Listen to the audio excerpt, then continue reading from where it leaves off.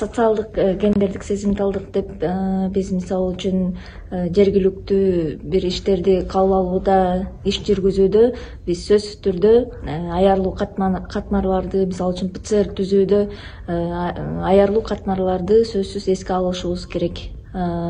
Ошондой эле аларды бир гана өздөрүнүн бир белгиленген күнүндө эстебестен аларды жыл бою программанын алкагында иш алып барышыбыз керек.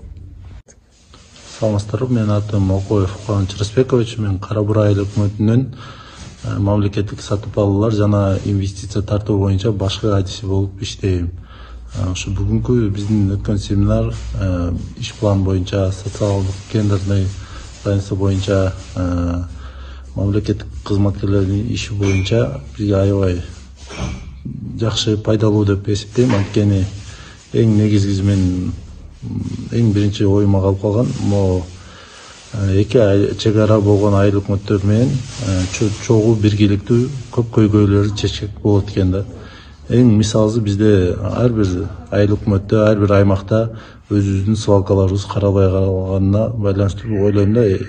Эң негизгиси бизге азыр жол берип атканы ушул боюнча совместный ортодон чыгарып, ортодой эки бюджеттин күчү менен чоң свалка салып, перерабатывающий заводдорду курганга мүмкүнчүлүк берет экен. Анан иш план жазууга, долбоор жазууга биз аябай ушул бүгүнкү семинарда уккан нерселерибизди колдонобуз деп ойлойм. Анткени бизге бүгүн долбоордун жол жоболорун кантип аныктап, кайсы пландан баштап, кайсыл көйгөйдү кантип алып барууну көрсөткөнүгү аябай чоң салым болду деп ойлойм. Бизге бул алдыңкы иштерге чоң жардам деп эсептейм да. Мен Өзгөрүш айыл өкмөтүнүн жооптуу катчысымын. Бүгүнкү окуу семинарга келгениме өтө кубанычтамын. Көп пайдалуу нерсени алдым. Анын ичинен айта кете турган болсом, КЖАПты түзүү боюнча жана 13 кадам боюнча аябай жакшы сабак алдым.